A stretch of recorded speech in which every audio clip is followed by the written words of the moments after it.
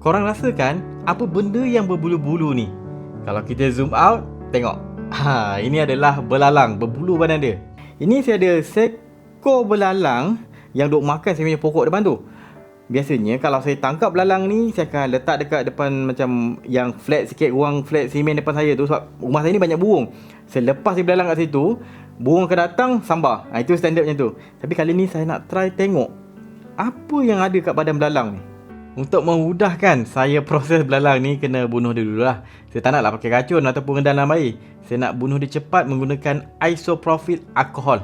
Saya ada banyak lebih kat rumah ni. Kita just rendam je, dia akan sekejap je dia lompat. Lompat sikit-sikit akan mati. Mana tu? Dah mati dah. Settle, kita lap-lap sikit bagi kemas lah, sebab dia macam ada kuning-kuning sikit kat tepi-tepi tu. Maybe habuk ke apa, saya tak tahulah. Okay, lap-lap sikit. Lepas tu letak dekat bawah mikroskop. Cantik belalang bawah mikroskop.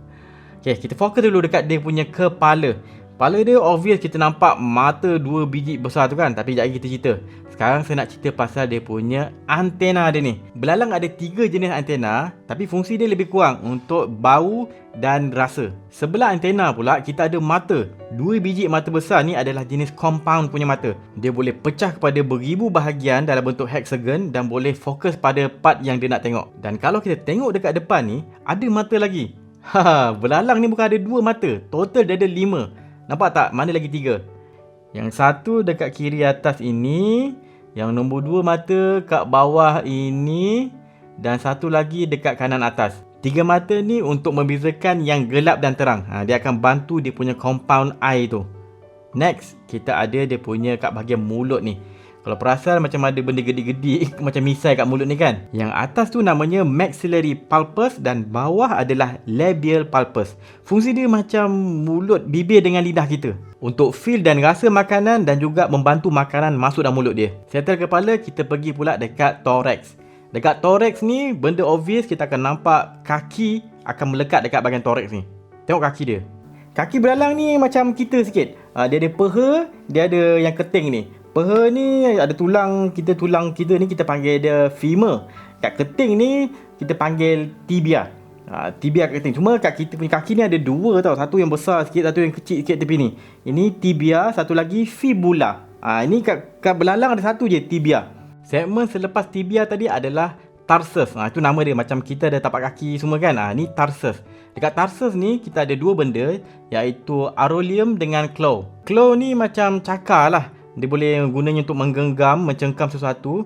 Dan yang aurelium tu dia macam pad. Fungsinya untuk wujudkan geseran ataupun friction, supaya belalang kita ni tak adalah sentiasa meluncur je. Dia boleh senang melekat ataupun stay kat satu tempat. Kaki belalang ada 6. 4 yang lebih kurang macam tadi. Yang 2 akan ekstra besar untuk mudah dia melompat. Dan kalau kita tengok dekat dia punya badan, kita akan nampak bulu-bulu tau. Bulu-bulu ni macam kita punya kulit lah. Kita boleh rasa sentuhan. Kalau angin bertiup tu kita boleh rasa. Dan satu lagi benda yang penting adalah dekat belakang ni ada macam membrane tu. Namanya adalah tympanic membrane. Tympanic membrane ni dia macam kita punya gegendang telinga. Dia bergetar. Macam kita dengar bunyi tu kan adalah daripada getaran udara.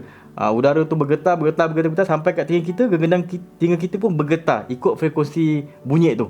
Lepas tu barulah otak kita boleh proses dan kita tahu bunyi ni, bunyi itu. Alright?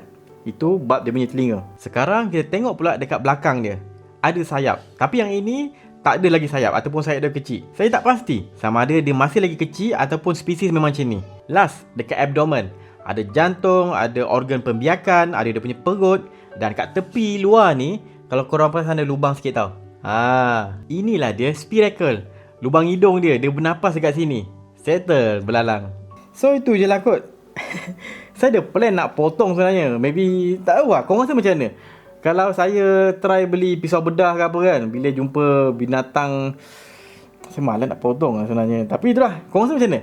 Belah dalam badan dia, saya share apa benda yang ada dalam badan dia. Saya tengok mana-mana pensyarah yang share tentang apa anatomi binatang, serangga apa semua kan. Saya belah, saya tengok dalam tu, saya tengok ini dia, ini part ni, ni jantung dia. Tapi tak tahu lah, mungkin macam over sangat kot. Over sangat? Kau okey? Tak? Nanti korang komen lah kat bawah macam mana. Saya harap video ni bermanfaat. Kalau nak tengok banyak lagi video Brian ni buat, boleh pergi dekat saya punya YouTube channel. Ada banyak playlist video kat situ. Dan kalau nak join saya punya group Telegram, kat bawah. Berani buat. Itu je. Jumpa lagi dalam next video. Assalamualaikum.